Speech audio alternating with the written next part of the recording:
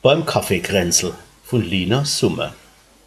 Lange Nase, spitze Zunge, Brille, Runzle, gesunde Lunge, Häkelmuster, strickt sei Speidel, braune Locke, graue Scheitel, Zuckerzange, Kaffeetasse, Komplimente und Grimasse, ringsumher nur a Gewisper, a Gepisper und Geflüster. Wiss net an schon's Allerneiste, es interessiert euch doch am meiste, denkt der Rätin do ihr Grätsche, knapp 18-jährig Mädchen, geht, ist des da net a Schand, jetzt schon mit me Praktikant.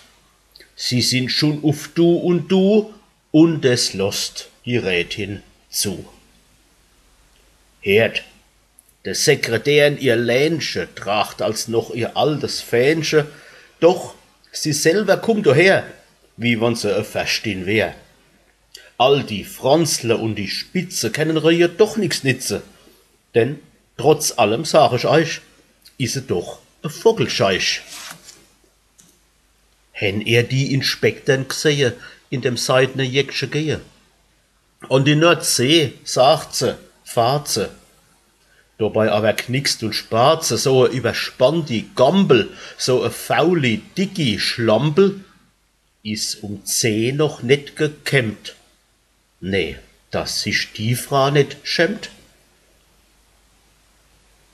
Die Direkten, so a Laster, Puder, Schmink und Schönheitsplaster, Rache duze, kokettiere, renommiere und bussiere. Sie fahrt mittags in de Chaise, er kriegt abends Backsteinkäs. So ein liebe, nette Mann, nee, wie der mich dauern kann. Bei de Lehrern sag ich ihnen, nee, da möcht ich auch nicht dienen. Streicht der Markt, des wär mein Tod, Margarin statt Butterbrot. Dabei renommiert sie immer mit de gut gezogene Kinder. Kommt man nur vorbei am Haus, strecken sie die Zunge raus.